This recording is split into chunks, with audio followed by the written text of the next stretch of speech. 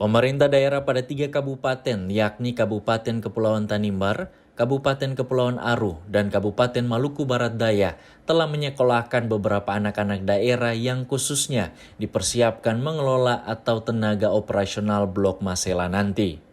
APD murni daerah diberikan lewat beasiswa guna mendorong peningkatan SDM di wilayah ini.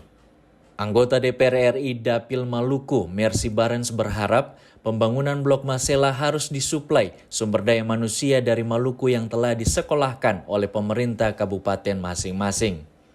Pasti membutuhkan tenaga kerja, terutama untuk pekerjaan-pekerjaan subconstruction ya, subkon.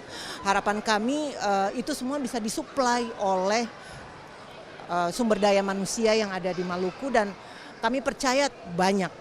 Baik yang diaspora yang selama ini bekerja di sektor LNG, sektor minyak dan gas. Nah, harapan kami sumber daya manusia ini jangan disia-siakan.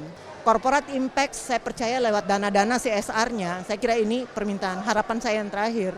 Lewat dana-dana CSR-nya dapat digunakan ya untuk tetap bisa menjaga, dipakai untuk pemberdayaan SDM anak-anak kita untuk disekolahkan. Kemudian juga bisa untuk lingkungan hidup, bisa untuk pemberdayaan ekonomi dan sebagainya. Jadi ini menguntungkan semua pihak. Jangan sampai hanya ada satu pihak saja yang diuntungkan, kemudian daerah dan rakyat dirugikan. Proyek kilang gas alam CAI LNG Blok Masela telah ditetapkan menjadi salah satu proyek strategis nasional yang tertuang dalam Peraturan Presiden Nomor 12 Tahun 2025.